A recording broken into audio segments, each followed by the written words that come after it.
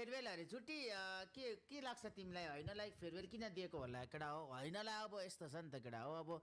game same छैन केटाहरूको हैन अब राख्नको लागि नेपालमा स्पोन्सर्सहरू छैन सबैजनाले आफ्नो गोजीबाट पैसा पेल्ने हो इन्भेस्टरदेखि लिएर सबैजनाले टिम चलाउनको लागि स्यालेरी दिनु पर्यो राख्नु पर्यो सक्छन् त केही पाउने छैन तिम्रो केही पाउने ठाउँ छैन गइ मात्र राखेको छ भने कसैले अब के गर्नु भन त अब 6-7 महिनापछिसम्म गेम छैन 6-7 महिनासम्म प्लेयरलाई पनि त्यतिकै राख्न पनि मिलेन उनीहरूको पनि आफ्नो कामसाम छोडेर उनीहरूले गेम खेलिरहेको हुन्छ त्यो त बुझ्नुपर्ने कुरा हो त सोधिरहनु पर्ने कुरा हो जस्तो मलाई लाग्दैन त्यही माथि दुईवटा टिम छ हाम्रो हैन सुरुमै पनि हैन स्पोर्ट्सलाई सुरुमै पनि अक्वायर गर्ने बेलामा पनि भनेको थियो पिएमएसएलसम्म पुगेन भने हामी टिम चाहिँ अब एकचोटि ट्राई मात्र हो केटाहरूसँग भनेर पहिले पनि भनेको हो त तिमीहरूले बुझ्ने कुरा हो त त्यो साथीहरू हैन र कसलाई चाहिँ टिम कसलाई चाहिँ छोड्न मन लाग्छ र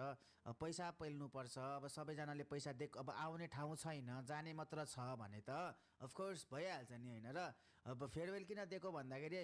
अब अरूले राम्रो राम्रो मान्छेहरूले अक्वायर गर्न सकोस् केटाहरू फ्री एजेन्ट भयो भने अरूबाट अफर आउँछ केटाहरूलाई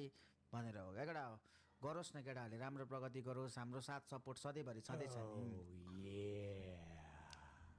होइन त भनी सोधिरहनु पर्ने कुरा हो जस्तो लाग्दैन त यार यो कुराहरू